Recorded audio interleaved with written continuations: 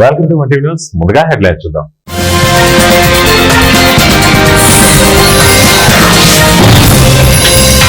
ఏపీకి భారీ తుఫాను ముప్పు. తెలంగాణలో ఇక 10 రోజులు వర్షాలే.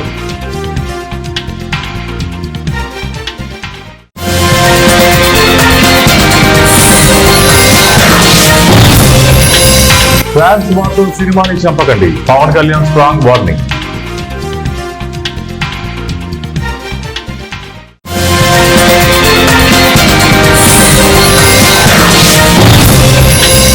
తెలంగాణలో విద్యాభివృద్ధిపై కేంద్రం ప్రత్యేక దృష్టి. కేంద్ర మంత్రి జి కిషన్ రెడ్డి.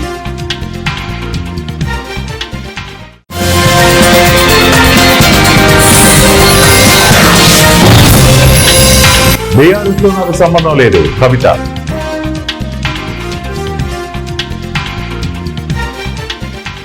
బీఆర్ఎస్ తో తనకు ఎటువంటి సంబంధం లేదని, ఇచ్చిపుచ్చుకోవడాలంటివి కూడా లేవని తెలంగాణ జాగృతి అధ్యక్షురాలు కల్వకుంట్ల కవిత స్పష్టం చేశారు. బంజారాహిల్స్ జాగృతి కార్యాలయంలో ఆమె మీడియాతో బుధవారం మాట్లాడుతూ బాకీ కార్డు అనేది ఆ పార్టీ తీసుకున్న రాజకీయ అంశమని, దానిపై స్పందించాల్సిన అవసరం లేదన్నారు. బీసీలకు 42% రిజర్వేషన్ అంటూ జీవో ఇచ్చిన మరుసటి రోజే సీఎం రేవంత్ రెడ్డి తనకు దగ్గరి వ్యక్తులతో కోర్టులో కేసులు వేయించారని ప్రచారం జరుగుతోందన్నారు. ఇక రాష్ట్రపతి వద్ద బిల్లు పాస్ చేయించాల్సిన బీజేపీ వాళ్లు ప్రజాస్వామ్యాన్ని అపహాసం చేస్తున్నారని అన్నారు. ఎన్నికలకు వెళ్లొద్దు, ఖర్చు పెట్టిన డబ్బులు వృధా అవుతాయని, ఫలితాలు వచ్చాక కోర్టుకు వెళ్లి రద్దు చేయిస్తామని ఈటెల రాజేందర్ వ్యాఖ్యానించడం ద్రోహపూరిత చర్య అన్నారు. తెలంగాణపై కేంద్రం ప్రత్యేక శ్రద్ధ చూపుతోందని కేంద్ర బొగ్గు గనుల శాఖ మంత్రి కిషన్ రెడ్డి చెప్పారు. తెలంగాణకు 4 కేబీలు మంజూరు చేయడం వల్ల కేంద్ర మంత్రి ధర్మేంద్ర ప్రధాన్ కు ఆయన కృతజ్ఞతలు తెలిపారు. రాష్ట్రంలో ఇప్పటికే 35 కేబీలు ఉండగా తాజాగా మరో 4 మంజూరయ్యాయి. కొత్తగూడెం, ములుగు జిల్లా కేంద్రాలతో పాటు జగిత్యాల రూరల్ మండలంలోని చెల్లర్, వనపర్తి జిల్లాల్లోని నాగవరంలో కేబీలు మంజూరయ్యాయని తెలిపారు. అలాగే గత 2 ఏళ్లలో తెలంగాణకు 400 కోట్లతో 832 పీఎంశ్రీ స్కూళ్లను మంజూరు చేశామన్నారు. దేశంలో అత్యధిక పీఎంశ్రీ స్కూళ్లు తెలంగాణకే కేటాయించారని తెలిపారు. సమగ్ర శిక్ష అభియాన్ కింద గత 2 ఏళ్లలో తెలంగాణకు దాదాపు 2000 కోట్లను కేటాయించినట్లు తెలిపారు. AP deputy CM Pawan Kalyan అందరు హీరోల ఫ్యాన్స్ కి స్వీట్ వార్నింగ్ ఇచ్చారు. అదే సమయంలో సోషల్ మీడియాలో రివ్యూలు చెప్పే వారికి స్ట్రాంగ్ వార్నింగ్ ఇచ్చారు. సినిమాల ఫస్ట్ షోలకి social media minute by minute రివ్యూలు పెడుతున్నారు. చాలా మంది సోషల్ మీడియా హ్యాండిల్స్, ఇందులో కొన్ని మీడియా సంస్థలు కూడా ఉన్నాయి. వారికి పవన్ కళ్యాణ్ వార్నింగ్ ఇచ్చారు. తమ ఉసురు తగిలిపోతారని హెచ్చరించారు. పవన్ కళ్యాణ్ తమ కష్టం ఎవరికీ తెలియదన్నారు. ఆయన హీరోగా నటించిన ఓజీ మూవీ గత వారం విడుదలై విజయవంతంగా రన్ అవుతుంది. సుజిత్ దర్శకత్వం వహించిన ఈ చిత్రాన్ని డివివి దానయ్య నిర్మించారు. ప్రియాంక మోహన్ హీరోయిన్ గా, శ్రీయారెడ్డి, ఇమ్రాన్ హష్మి, అర్జున్ దాస్, తేజ్ నవ్రు, హారీష్ ఉత్తమన్, ప్రకాష్ రాజ్ ముఖ్య పాత్రలు పోషించారు. ఈ చిత్ర సక్సెస్ సెలబ్రేషన్ ని బుధవారం హైదరాబాద్ లో నిర్వహించారు. ఇందులో పవన్ కళ్యాణ్ మాట్లాడుతూ ఆసక్తికర వ్యాఖ్యలు చేశారు. ముఖ్యంగా పైరసీ గురించి, సినిమాను చంపేసే సోషల్ మీడియా పోస్టుల గురించి, మరీ ముఖ్యంగా ఫ్యాన్స్ వారి గురించి మాట్లాడారు. వారికి తనదైన స్టైల్లో వార్నింగ్ ఇచ్చారు. ఆంధ్రప్రదేశ్ లో వివిధ జిల్లాలకు భారీ ముప్పు పొంచి ఉంది. పశ్చిమ మధ్య బంగాళాఖాతంలో ఏర్పడిన తీవ్ర అల్పపీడనం బుధవారం ఉదయం వాయుగుండంగా బలపడింది. ఇది ఉత్తర వాయువ్య దిశగా కదులుతూ తీవ్ర వాయుగుండంగా బలపడే అవకాశం ఉందని భారత వాతావరణ విభాగం పేర్కొంది. ఇక తెలంగాణలో అక్టోబర్ నెల మొత్తం వర్షాలు కురుస్తాయని వాతావరణ నిపుణులు అంచనా వేస్తున్నారు. అక్టోబర్ 1 నుండి 10 వరకు పలు జిల్లాల్లో భారీ వర్షాలు, ఉరుములు, మెరుపులతో కూడిన వానలు కురుస్తాయని వాతావరణ నిపుణులు చెబుతున్నారు. శుక్రవారం తెల్లవారుజామున దక్షిణ ఒడిశా, ఉత్తరాంధ్ర మధ్య గోపాల్పూర్, పారాదీప్ పోర్టులకు సమీపంలో తీరం దాటుతుందని వాతావరణ శాఖ అధికారులు అంచనా వేశారు. మరోవైపు అరేబియా సముద్రంలో తీవ్ర అల్పపీడనం కొనసాగుతోంది. ఇది పశ్చిమ దిశగా కదులుతూ వాయుగుండంగా బలపడే అవకాశం ఉంది. ఎస్పీ ఆదేశాలతో ప్రకాశం జిల్లా మార్కాపురంలో బహిరంగంగా మందు తాగే మందుబాబులకు డీఎస్పీ నాగరాజు, సిఈ సుబ్బారావు అవగాహన కార్యక్రమం నిర్వహించారు. పట్టణ శివారు ప్రాంతాల్లో బహిరంగ ప్రదేశాల్లో మద్యం సేవిస్తే కఠిన చర్యలు తీసుకుంటామని పోలీసులు తెలిపారు. డ్రోన్ కెమెరా సహాయంతో బహిరంగంగా మందు సేవించే ప్రాంతాలను గుర్తించి ఆ ప్రదేశాల్లో ఉన్న మందు సీసాలను మందుబాబులు మరియు మున్సిపల్ సిబ్బందిచే వాటిని తొలగించారు. ఈ కార్యక్రమంలో మున్సిపల్ కమిషనర్ నారాయణరావు, పట్టణ ఎస్ఐ, పోలీస్ సిబ్బంది పాల్గొన్నారు.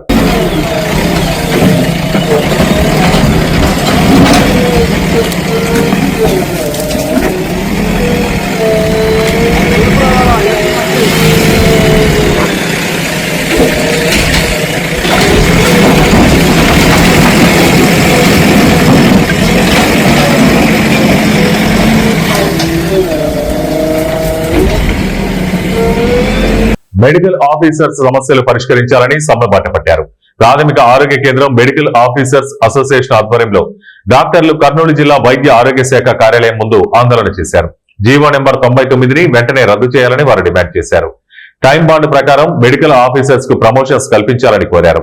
ట్రైబల్ అలవెన్స్ మరియు సంచార చికిత్స ప్రోగ్రాం అలవెన్స్ ఇవ్వాలని కోరారు. సమస్యల పరిష్కారం కోసం రేపటి నుంచి విజయవాడలో ఆమరణ నిరాహార దీక్ష చేస్తున్నట్లు వారు ప్రకటించారు. సర్వీస్ పీజీ కోటా అంటే ప్రతి మన డాక్టర్ ఎవరైనా ఎంబీబీఎస్ డాక్టర్ జాయిన్ అయినప్పుడే గవర్నమెంట్ 3 ఏళ్ళకి మీకు సర్వీస్ కోటా ఇస్తామని చెప్పింది. అది లాస్ట్ ఇయర్ మేము స్ట్రైక్ చేసినప్పుడు దాన్ని 20% ఆల్ బ్రాంచెస్ ఇస్తామని చెప్పింది. కానీ ఈ సంవత్సరం దాన్ని 15% కుదించి దాన్ని ఇంకా పర్మనెంట్ బ్రాంచెస్ ఒక 7 బ్రాంచెస్ మాత్రమే ఇస్తామని చెప్పింది. అలాగే టైం బౌండ్ ప్రమోషన్స్ కూడా ప్రతి 8 సంవత్సరాలకి డిప్యూటీ సివిల్ సర్జన్, 16 సంవత్సరాల సివిల్ సర్జన్ ప్రమోషన్ ఇలా ఆల్రెడీ జీవో ఉంది.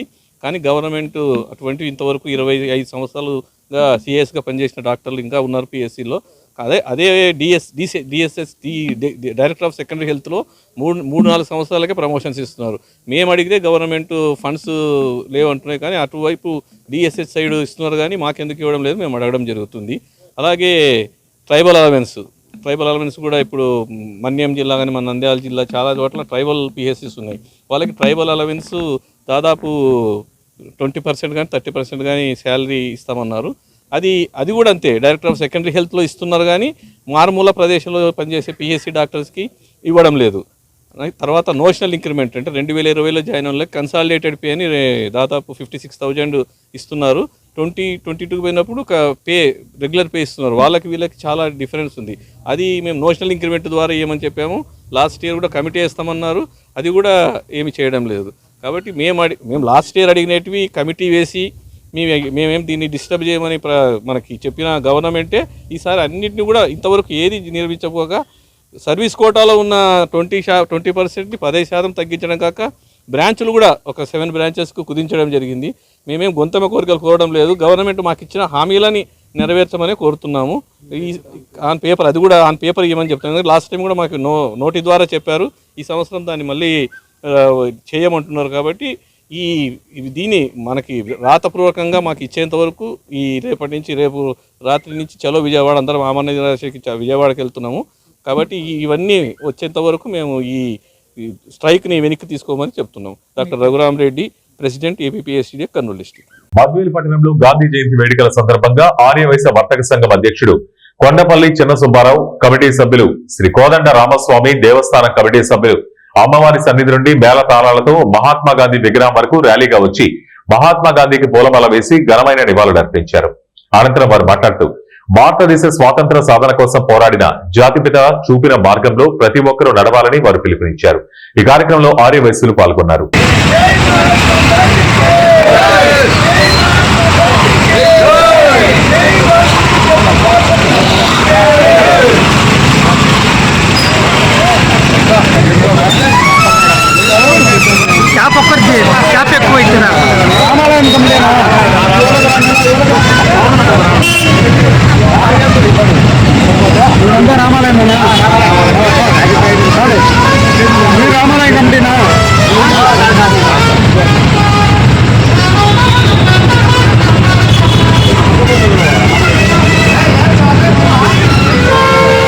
వైఎస్ఆర్ జిల్లా బద్వేల్ పట్టణం పోలీస్ స్టేషన్ ఆవరణంలో శరన్నవరాత్రుల్లో భాగంగా కనకదుర్గమ్మ ఆలయంలో కరెన్సీ నోట్లతో అమ్మవారిని ప్రత్యేకంగా అలంకరించారు. మహానవమి సందర్భంగా అమ్మవారి వద్దకు భారీ సంఖ్యలో భక్తులు చేరుకుని పూజా కార్యక్రమం నిర్వహించారు. ఆలయానికి వచ్చిన భక్తులకు తీర్థ ప్రసాదాలు అందజేశారు.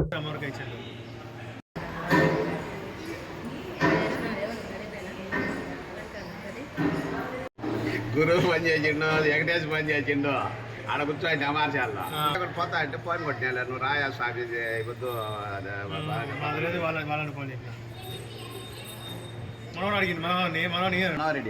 ప్రకాశం జిల్లా మార్కాపురం పట్టణంలో గాంధీ పార్క్ లో కాంగ్రెస్ పార్టీ నాయకులు మహాత్మా గాంధీ జయంతి ఘనంగా నిర్వహించారు. మహాత్మా గాంధీ విగ్రహానికి పూలమాలలతో సత్కరించారు.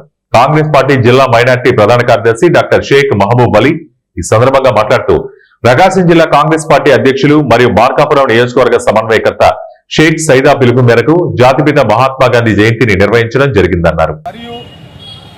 మేము కాంగ్రెస్ పార్టీ తరఫున ఈరోజు మన దేశంలో జరుగుతున్నటువంటి పరిస్థితి గురించి మన కాంగ్రెస్ పార్టీ లోక్సభ ప్రతిపక్ష నాయకుడు రాహుల్ గాంధీ గారు మరియు కాంగ్రెస్ పార్టీ జాతీయ అధ్యక్షులు మల్లికార్జున ఖర్గే గారు ఈరోజు భారతదేశంలో అధికారంలో కూర్చున్నటువంటి బీజేపీ ప్రభుత్వం ఏ విధంగా అనేక రాష్ట్రాల్లో మన ఓట్లను దొంగతనం చేస్తుందో మన రాహుల్ గాంధీ గారు ప్రజల ముందు ఎలక్ట్రిక్ మీడియా మరియు సోషల్ మీడియా ద్వారా ప్రింట్ మీడియా ద్వారా పట్టబయలు చేసిన విషయం మనకందరికీ తెలిసిందే.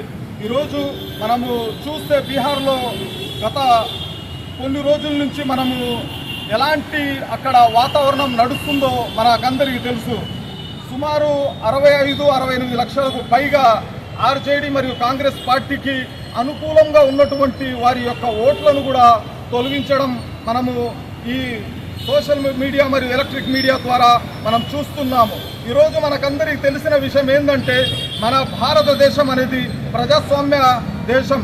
ప్రజాస్వామ్యం అంటే ప్రజల చేత ఎన్నుకోబడినటువంటి నాయకులు మళ్ళా ఈ ప్రజలను పరిపాలించినటువంటి పరిస్థితిని ఈరోజు దానికి కొన్ని ప్రాంతాల్లో మన భారతదేశంలో చూసుకుంటే దానికి విరుద్ధంగా మన ఓట్లను కూడా దొంగతనం చేస్తున్నారంటే ఎలాంటి దుర్భరమైనటువంటి పరిస్థితి మన భారతదేశానికి వచ్చిందనేది మనం గమనించాలి. ఈరోజు మనము వేసే ఓటు కూడా ఏ విధంగా ఎటువైపు వెళ్తుందో ప్రజల్లో ఒక ఆలోచనకరమైనటువంటి విషయం ఏర్పడింది.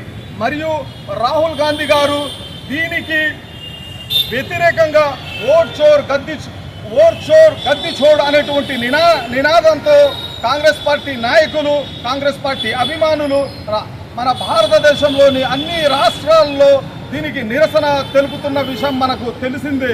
మరియు మన ఆంధ్రప్రదేశ్ కాంగ్రెస్ పార్టీ అధ్యక్షురాలు వైఎస్ షర్మిలారెడ్డి గారు మరియు మన ప్రకాశం జిల్లా కాంగ్రెస్ పార్టీ జిల్లా అధ్యక్షులు మరియు మార్కాపురం నియోజకవర్గ సమన్వయకర్త సైదా గారి పిలుపు మేరకు మనం మార్కాపురం నియోజకవర్గంలోని అన్ని మండలాల్లో అన్ని గ్రామాలలో కాంగ్రెస్ పార్టీ నాయకులు ఈ సంతకాల సేకరణ అనేటువంటి కార్యక్రమాన్ని శ్రీ సత్యసాయి జిల్లా పుట్టపర్తి ప్రశాంత నిలయంలో ఘనంగా విజయదశమి పర్వదిన వేడుకలు జరుపుకున్నారు. సత్యసాయి బాబా సన్నిధిలో విజయదశమి వేడుకలను జరుపుకోవడానికి అత్యధిక సంఖ్యలో భక్తులు పుట్టపర్తికి విచ్చేశారు. స్వదేశీ విదేశీ భక్తులతో ప్రశాంతి నిలయం కిటకిటలాడింది. విజయదశమి పర్వదినాన్ని పురస్కరించుకుని ప్రశాంతి నిలయాన్ని ప్రత్యేకంగా ముస్తాబు చేశారు. అత్యంత భక్తి శ్రద్ధలతో విజయదశమిని జరుపుకున్నారు. గత 7 రోజులుగా నిర్వహిస్తున్న వేద పురుష సప్తాహ జ్ఞాన యజ్ఞం పూర్ణాహుతితో ముగిసింది. వేద పండితులు వేద జలాన్ని భక్తులపై సంప్రోక్షణ చేశారు. సాయినామ స్మరణతో ప్రశాంతి నిలయం మారుమ్రోగింది. యజ్ఞ కార్యక్రమంలో Sathya Sai central trust managing trustee రత్నాకర్తో పాటు ట్రస్ట్ సభ్యులు పాల్గొన్నారు.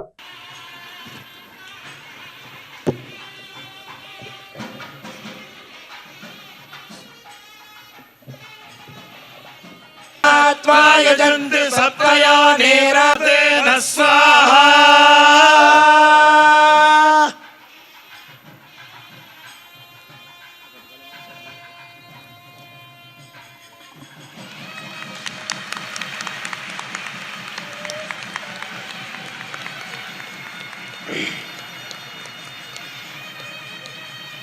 మహాత్మా గాంధీ చూపిన అహింస శాంతి మార్గం ద్వారానే సమాజంలో ఉన్న సమస్యలు, విభేదాలు, ఒత్తిడులను అధిగమించవచ్చని జిల్లా కలెక్టర్ రాహుల్ శర్మ తెలియజేశారు. జయశంకర్ భూపాలపల్లి జిల్లా కేంద్రంలోని ఐడీఓసీ కార్యాలయంలో మహాత్మా గాంధీ జయంతిని ఘనంగా నిర్వహించారు. ఈ సందర్భంగా గాంధీజీ చిత్రపటానికి పూలమాల వేసి నివాళులర్పించారు.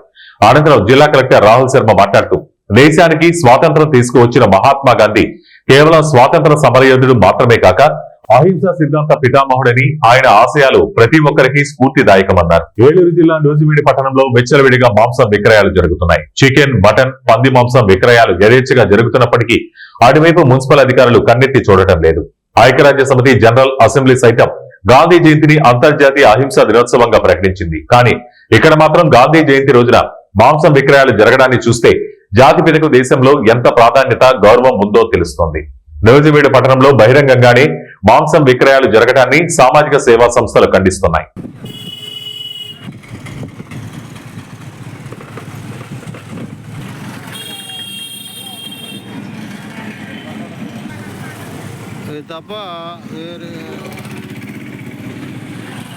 వార్తలు ముగించే ముందు ముఖ్యాంశాలు మరోసారి.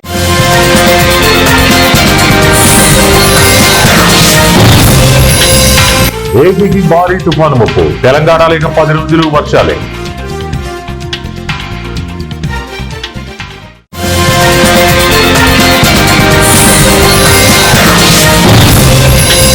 ఫ్యాన్స్ మాత్రం సినిమాని చంపకండి, Pawan Kalyan strong warning.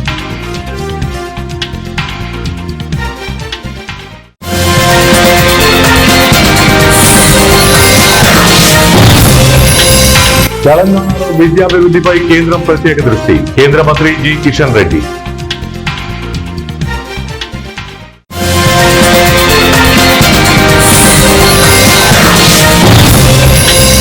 BRS తో నాకు సంబంధం లేదు, కవిత.